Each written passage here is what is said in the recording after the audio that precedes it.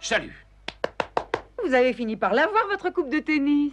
Non, c'est la coupe du meilleur journaliste audiovisuel que m'a décerné à l'unanimité le grand jury de l'Union des critiques de la presse internationale. Oh, mais Groucha, mais c'est merveilleux! Non, que je sois un bon journaliste, je le savais.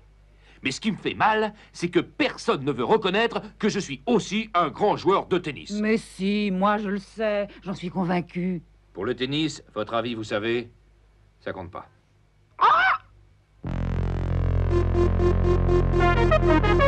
Tout le monde a suivi avec enthousiasme la finale du Pestou, le jeu qui rend fou, et dont les premiers prix, je le rappelle, étaient un voyage éclair au Japon.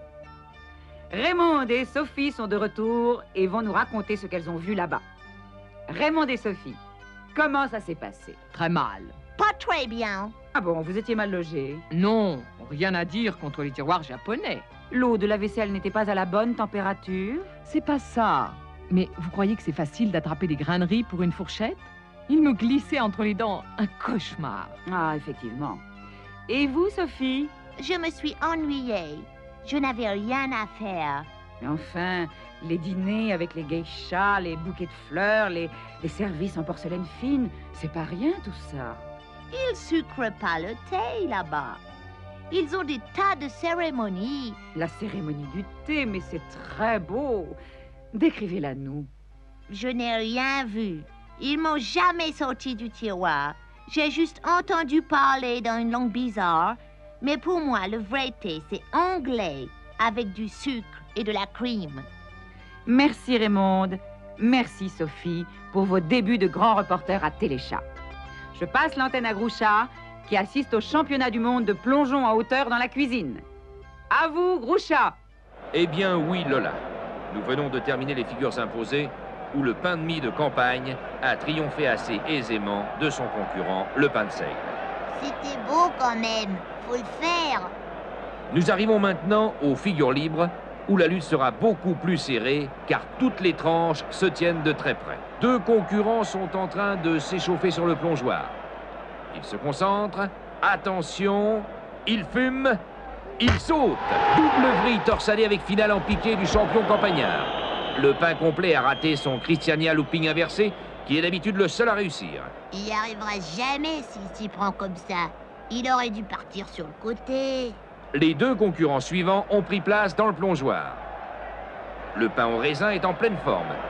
Et j'aperçois à gauche le pain de noix qui s'est allégé pour le concours en se débarrassant des miettes superflues. De toute façon, c'est truqué. J'y crois pas. Ils se sont envolés. C'est superbe. Du plongeon en hauteur comme on aimerait en voir tous les matins. Ils ont réussi l'axel croisé, tête en bas, et le salto mortalé inversé qu'ils avaient choisi d'effectuer. Il sera très difficile de les départager. Il y a photo finish. Ouais, c'est combine et compagnie, hein. Tout ça, c'est arrangé. Silence, Micmac. C'est beau le sport. Gâche pas le plaisir. Je vous rends l'antenne, tandis que le jury délibère. Ici, la cuisine, à vous, les studios. Aujourd'hui, l'ourdivin, c'était la Saint-Bulldozer. Bonne fête à tous les bulldozers. C'est Groucha. Ici, Groucha. C'est le pain au raisin qui a gagné. Bonne fête, les bulldozers. Chalut, à demain, si on veut bien. Il y a bien 36 sortes de chats. Des petits, des gros, des angora. Chat de gouttière et chasse-à-moi. Il y a qu'une télé, c'est Téléchat. Tiens, prends mon verre, j'en ai plus envie.